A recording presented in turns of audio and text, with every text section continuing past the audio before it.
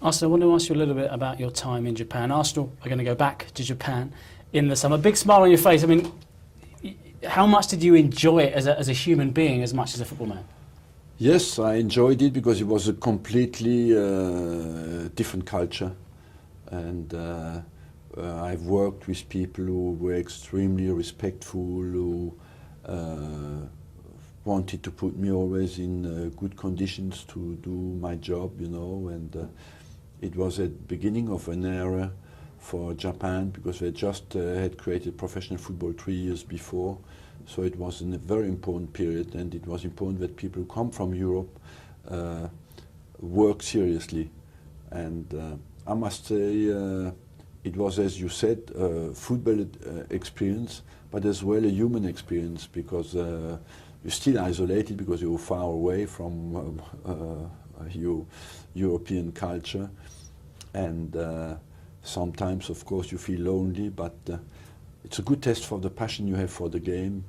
And it was a great experience as well, because people have such a desire to do well that you feel yourself you have absolutely to give always the maximum to please with people. Everyone talks about what you gave to Japanese football. What did Japanese football give to you, and what have you employed at Arsenal? What it gave me, you know, because we had not us, without knowing in Europe, we have a football culture, because your grandfather speaks to you about football, your father speaks to you about football when you're 2-3 years old. So, and you get slowly that culture through your childhood. You play in the street and all that. So it was a bit, I had to make a big effort to think about how can I get basic things to them, to simplify what I think about the game, to simplify as much as I could. Important exercise in training, to think about how you can give things across to people. So it was I had to make a good effort to think about my own training methods, and that was very interesting, and discover some problems that looked normal for us, you know, and therefore it was very, very interesting. Everyone talks about the dietary factor. You brought to Arsenal a Japanese diet. Is that true? And if so, how much is it true? I was already much involved in that before I went to Japan. But in Japan, of course, you discover the food is very healthy, because it's a population who has the highest, when I was there, the highest life expectancy in the world. And they did smoke a lot. They like quite a drink as well, like we like it here in Europe and in England. So that's where you realize that the diet was very important. And it's all about veg and fish, you know. So, but I was quite amazed by the quality of the food, because I expected, honestly, to suffer a little bit on the food front when I went to Japan, because I thought the food is so different that after a while you will get bored. But not at all. You can find all kinds of food, but always with top quality. But I always was thinking, you know, that food is like the petrol you put in a car.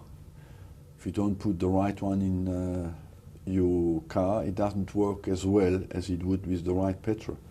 And in Japan, you discover that as well. And perhaps it was something that in English football, we needed better petrol at the time. We had a petrol. But that has changed in England now, you know. It is, therefore, as well, you have to give credit to England in the last 15 years, the effort to inform people, the effort to improve the diet has been absolutely tremendous, and the huge progress has been made, and today it's the same than anywhere else. Now the J-League is 20 years old, and we've been asked for the 3 things that stand out from your time in the J-League. So cast your mind back. What stands out? What stands out for me is for such a short experience we had, the quality of the organization of the league, because it existed only 3 years, as you said. I moved 95, and it has been created 93. So it was the 3rd year. The quality of the organization was something that stood out to me. Secondly, the huge, unbelievable desire, hunger for training from the Japanese players.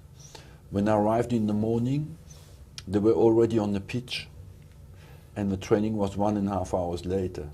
I had to hide the balls because it was so new for them. You know, I had to hide the balls before training to forbid to the kitman to give them the balls, because when the training started, they were already tired. They had practiced so much on the pitch. The third thing that was very interesting for me, when I arrived, you could not draw. You could only win or lose. So each game was or penalty shootout after extra time. And so when you have a bad patch, you lose the game. You can never say get away with a draw, I lose the game. But one thing that was interesting as well, to promote football, you played 20% of your home games in a neutral city. That was quite amazing and interesting. You played a home game, but it could be 200 miles away from your home city, you know, just to make an advert for professional football, to show what it is. And they did that and pushed that through, and it was very interesting. So was it a case that it was more than just competing to win trophies? You're actually working for football? For football, yes. You could have, for example, you could play Arsenal at home, and you could play at Coventry at home, you know. Part of your home games you played in a neutral city where there was no professional football, just to promote the game.